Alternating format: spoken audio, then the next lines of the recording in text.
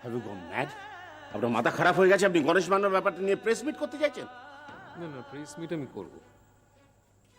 Press meet আমি করব, সবাইকে সব জানাবো। ওরা যদি ছবি তুলতে চায় গণেশের, ছবি তুলতে দেব। আর পরের দিন কাগজে বেরোলে সবাই জানতে পারবে। এসব আপনি কিচ্ছু করবেন না, আমি আপনাকে নিষেধ করছি। নিষেধ করার তো কোনো সঙ্গত কারণ আপনি দেখাতে পারবেন না।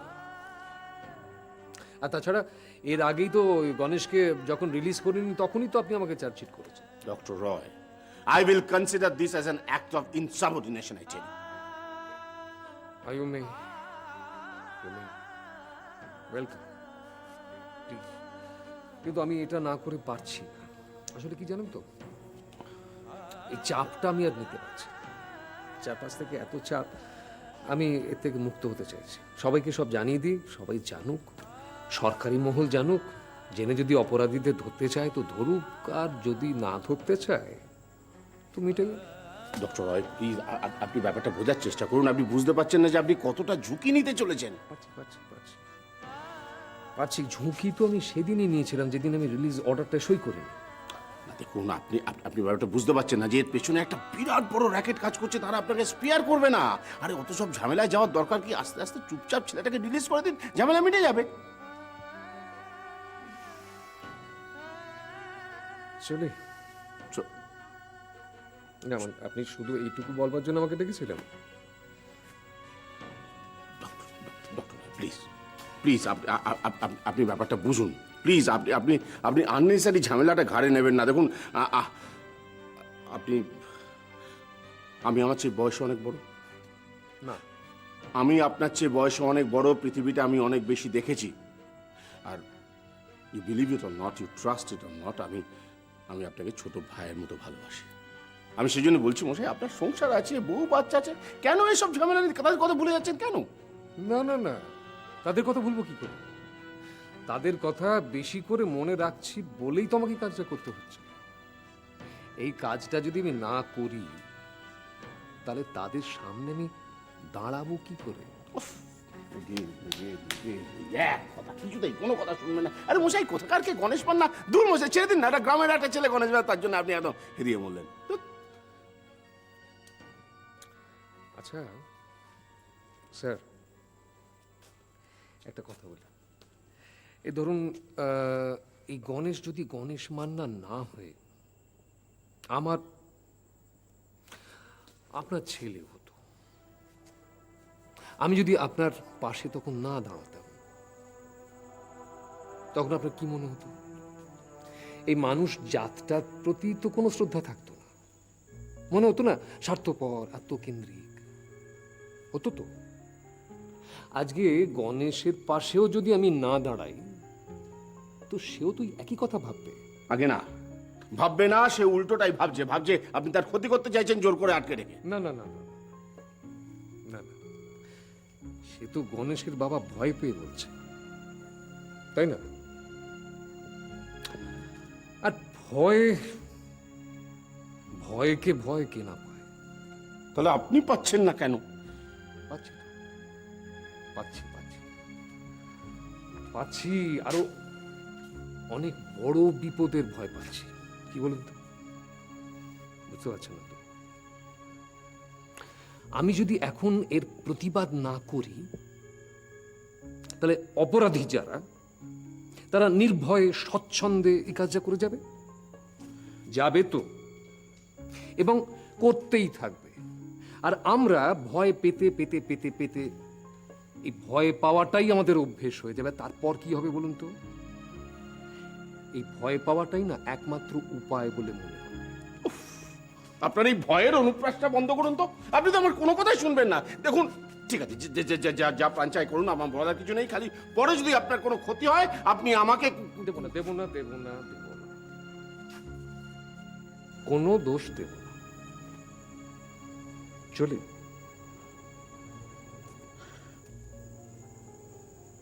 চলে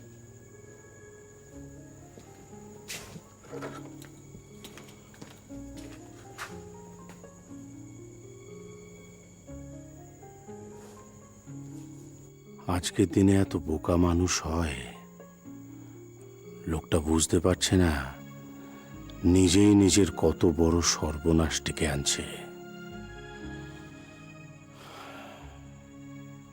যাকে আমি আর কি করতে পারি?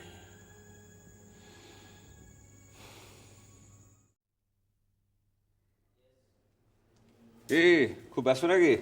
ডক্টর মুখার্জি, বসুন বসুন বসুন। একটা খবর শুনলাম, তাই যেতে যেতে ভাবলাম এদিক দিয়ে যে আপনাকে একটু জিজ্ঞেস করে যাই আপনি ব্যাপারটা জানেন কিনা। কি ব্যাপার বলুন তো? আচ্ছা, ডক্টর রয় উনি কি এখানে কালকে একটা প্রেস মিট করছেন? হ্যাঁ। ও, তাহলে কিছুই জানেন না ব্যাপারটা আপনি? না তা নয়, তবে সেদিন কথায় কথায় ডক্টর রায় বলছিলেন যে সাংবাদিকদের ডাকবেন, তবে কাল কি ডাকবেন তা তো বলেননি। আপনি জানলেন কি করে? ওই তো করিডোরে ডক্টর বর্ধনের সঙ্গে দেখা হলো, উনিই বললেন। অবশ্য উনি আবার শুনেছেন ডক্টর লাহিড়ির কাছ থেকে। বাবা, দেখছি হসপিটালের সবাই জানে, শুধু আমিই জানি না। কি একটা সেন্সেশনাল নিউজ নাকি উনি প্রেসকে দেবেন বলেছেন। কি ব্যাপারটা বলুন তো, সেন্সেশনাল নিউজটা কি একটু খুলে বলুন তো আমাকে। আপনি তো জানেন স্যার যে কদিন আগে ডক্টর রায়ের ওয়ার্ডে একটা পেশেন্ট ভর্তি হয়েছে, যে ছেলেটার কিডনি কেটে নিয়েছে। ও হ্যাঁ, সেটা তো শুনেছি। সেটা নিয়ে উনি সার্টিফিকেট দেওয়াতে তো সুপাত্র আবার নাকি সাংঘাতিক অ্যানয়েড। ডক্টর রয়ের মুখে সব শুনেছি।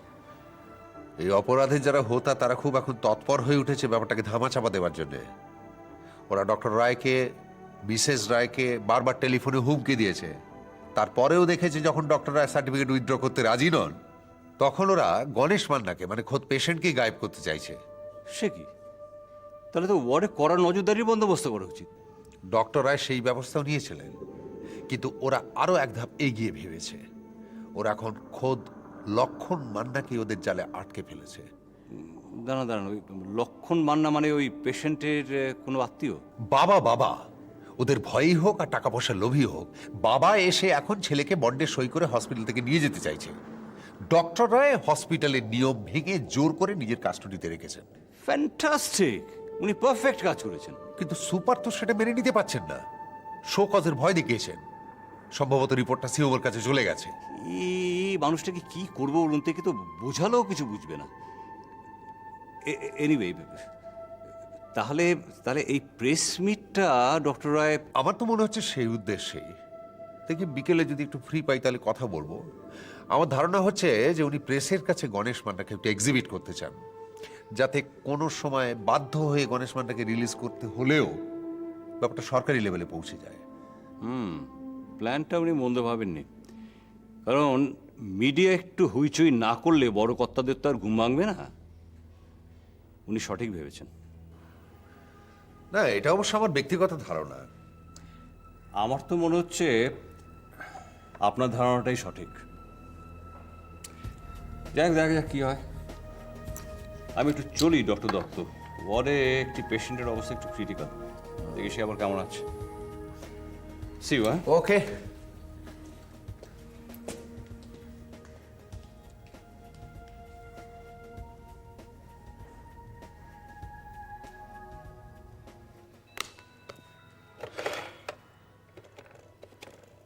কাল সকাল 9:30টায় ডক্টর রায় প্রেস ডেকেছেন একটা সেন্সেশনাল নিউজ দেবেন বলে।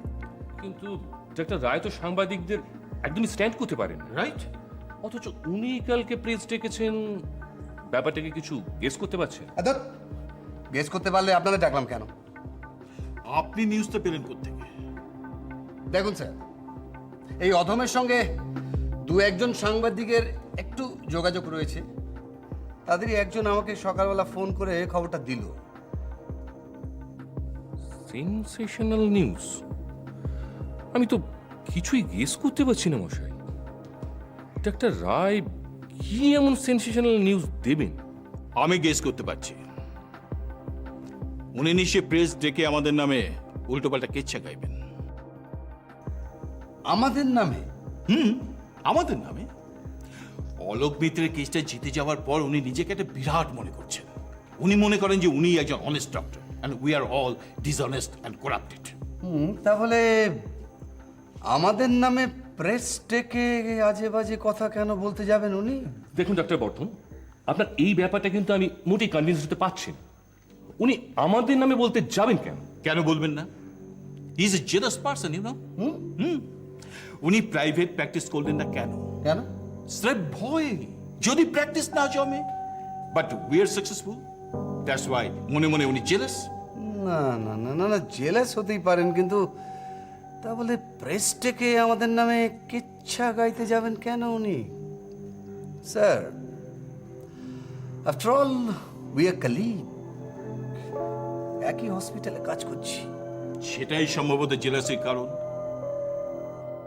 লক্ষ্য করে দেখবেন, যারা প্র্যাকটিস করে না, মানে প্র্যাকটিস করতে যারা সাহস পায় না, উনি তাদের নিয়ে একটা গ্রুপ তৈরি করেছেন। যেমন doctor Mukherjee, doctor Santra, doctor Subhrangshu Sen, doctor Dutta, এদের নিয়ে আর কি। ওই বাচ্চাটাকে নিয়ে যখন একটা ঘটনা ঘটে, সেই সময় মল্লিকার সাথে সাথে কিন্তু এরাও আমার এগেস্টে গলা ফাটিয়েছেন। না না না না না না স্যার, ডক্টর রায় মানুষটা এত মিন, এত ছোট হতে পারেন বলে আমার মনে হয় না। Exactly so. আমার মনে হচ্ছে এর পেছনে কোনো একটা রহস্য আছে। না, আসলে রহস্য টহস্য কিছু নয়। আমার মনে হয় উনি প্রচারলোভী মানুষ। ওই রাজনৈতিক নেতারা যেমন হয় আর কি, প্রচারের মাধ্যমে থাকতে চান, উনিও প্রচারের মাধ্যমে থাকতে চান। যে সাংবাদিকদের ডেকে উনি নিজে ঢাক পেটাবে না সঙ্গে আমাদের নামে। না না না না না, আমার মনে হয় এর পেছনে কোন একটা ঘটনা রয়েছে। হ্যাঁ, এমন কোন ঘটনা যা তিনি মিডিয়ার মাধ্যমে মানুষের চোখের সামনে তুলে ধরতে চান।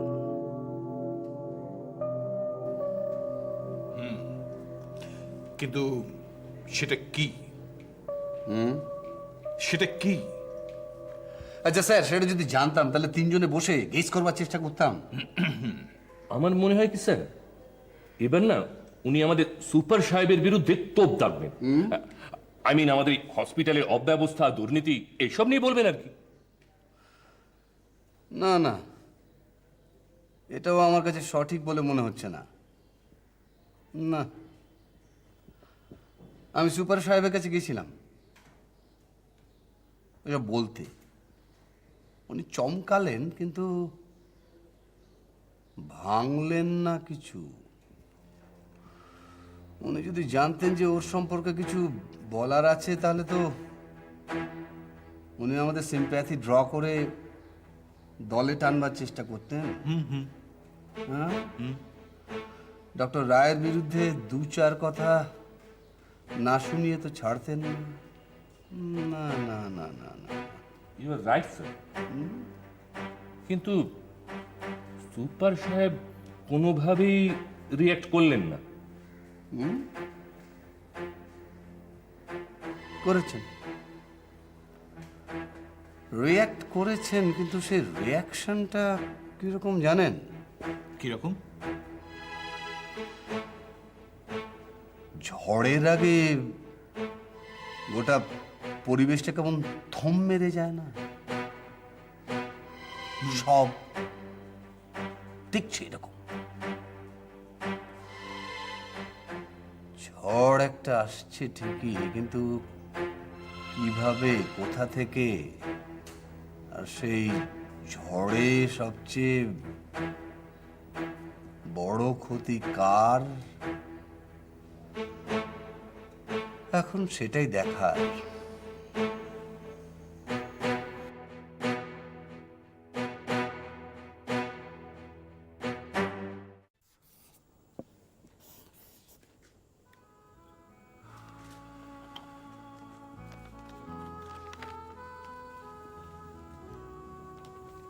কি হলো? এত রাতে বসে বসে কাজ করছেন যে? ও আপনি বলুন। বলছি, রাত্রি 10টা তো বাজতে যায়, এসছেন সেই সকাল 8টার আগে। বাইরে যেতে ইচ্ছে করছে না বুঝি? আসলে স্যার তো চেম্বারে ডেকে পাঠিয়েছেন, একটা জরুরি কথা আছে আমাকে আর সম্বুদ্ধকে। সম্বুদ্ধ রাউন্ডে গেছে, এলে একসঙ্গে যাব। বাড়ি যান প্রায় রোজই রাত্রি 10টা নাগাদ। স্যার তো আর রোজ ডেকে পাঠান না। না তা পাঠান না, তবে কোনো না কোনো একটা কারণ ঠিকই জুটেছে। আসল কথাটা বলবো? আপনার বাড়ি যেতে ইচ্ছে করে না, তাই আপনি কোনো না কোনো কারণ ঠিকই খুঁজে নেন। ম্যাডাম একটা কথা বলবো, আপনি রাগ করবেন না তো? রাগ করবো কেন? আপনি তো নিজে ঠোঁট কাটা বলে দাবি করেন, তাই তো? হ্যাঁ, মানে একটা টাইমে করতাম, কিন্তু এখন আর করি না। কারণ এখন বয়সটা একটু বেড়েছে তো, তাই বুদ্ধিটাও একটু পেকেছে। তাই অপ্রিয় সত্য কথা বলতে ঠিক ভালো লাগে না, মানে বলতে পারেন অনেক সময় ভয়েতেও চুপ করে থাকি। যাকে যে কথাটা বলছিলাম, আপনার তো তবু একটা বাড়ি আছে, কিন্তু আমার একটা ছোট্ট আস্তানা মাথা গোঁজার জন্য। সেখানে চারটে দেওয়াল ছাড়া আমার জন্য আর কেউ কিন্তু অপেক্ষা করে থাকে না। আর তাই বাড়ির থেকে আমার হসপিটালটাই বেশ ভালো লাগে। কিছু কিছু মানুষ থাকে জানেন তো, যারা খুব দুঃখ বিলাসী হয়, দুঃখটাকে আঁকড়েই ধরে থাকেন, ছাড়তে চান না। কিন্তু ম্যাডাম, ছাড়তে চাওয়ার যদি উপায় না থাকে, তাহলে একটা মানুষ কি করতে পারে বলুন তো? শত চেষ্টা করো তো সে ছাড়তে পারবে না। নয় নয় করে তো অনেক বছর হয়ে গেল কলকাতায় এসছেন। তা প্রায় 10 বছর। কিছু বন্ধু বান্ধব জোটাতে পারলেন না? তাহলে সন্ধ্যেবেলা অন্তত তাদের বাড়িতে গিয়ে, নয়তো কোনো আত্মীয় স্বজনের বাড়িতে গিয়ে গল্প গুজব করে কাটিয়ে দিতেন। এই বেচারা বেচারা মুখ করে থাকতে হতো না। এটা আপনি ঠিক কথাই বলেছেন, তবে একটা ব্যাপারে খুব দুঃখ হয় জানেন। আমার প্রিয় যে বন্ধু, সে কিন্তু কখনো আমাকে তার বাড়িতে নিমন্ত্রণ করলো না। এক minute.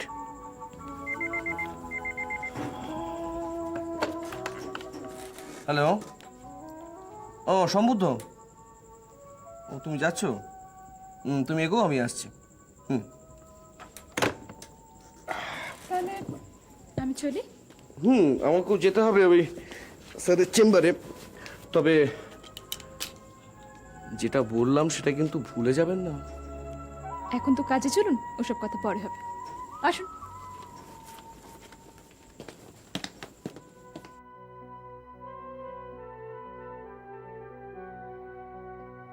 May come in sir? এসো, বসো। সম্বুদ্ধ হইল না? আসছে, কয়েকটা ডায়ালিসিস কার্ড সাইন করে আসছে। ও আসুক, তার আগে তোমাকে একটা কথা বলে নি। মেল 10 নম্বরের কন্ডিশনটা মোটামুটি স্টেবল।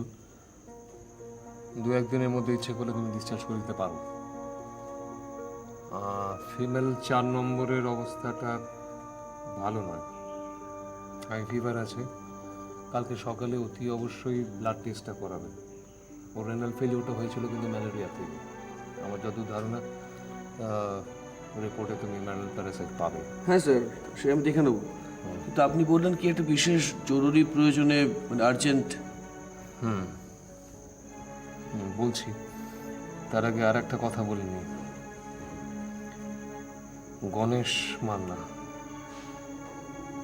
গণেশ মান্নার ব্যাপারে একটু সতর্ক থাকবে। আমি কালকে একটা প্রেস মিট দেখেছি, হয়তো আর আসবে ওরা, বাট আই ডোন্ট নো। কি হলো স্যার, থামলেন কেন? দেখুন, স্বপ্নবাবু তো দায়িত্ব নিয়েছেন, এতক্ষণে হয়তো সাংবাদিকদের সঙ্গে কথাও হয়ে গেছে। হ্যাঁ, দায়িত্ব নিয়েছেন ঠিকই।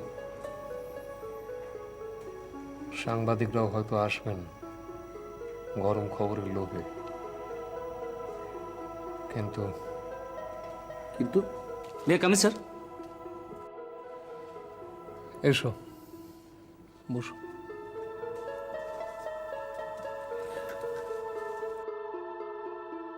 বলার বিশেষ কিছু নেই, খালি একটা কথা, নেফ্রোলজি ডিপার্টমেন্টের সুনামটা যেন অক্ষুণ্ণ থাকে।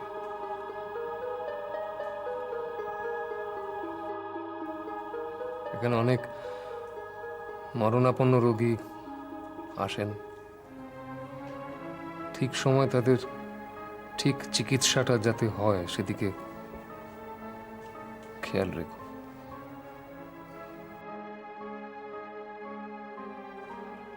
কিন্তু স্যার আপনি এসব কথা কেন বলছেন?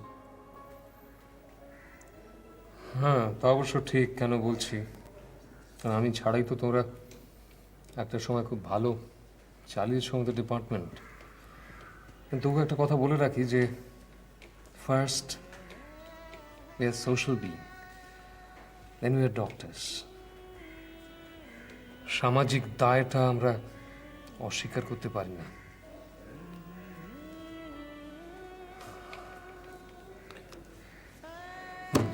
স্যার আমি আপনার কথা বুঝতে পেরেছি। ঠিক আছে, আমরা গণেশ মান্নার ওপর সতর্ক দৃষ্টি রাখবো। আর দেখুন, কালকে প্রেস মিটটা হয়ে গেলে চাপ কিন্তু অনেকখানি কমে যাবে। কালকে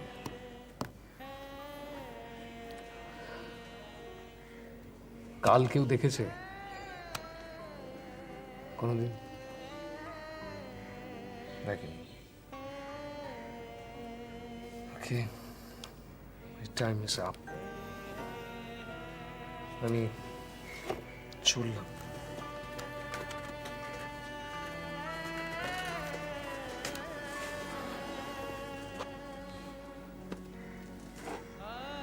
তোমরা ভালো থেকো।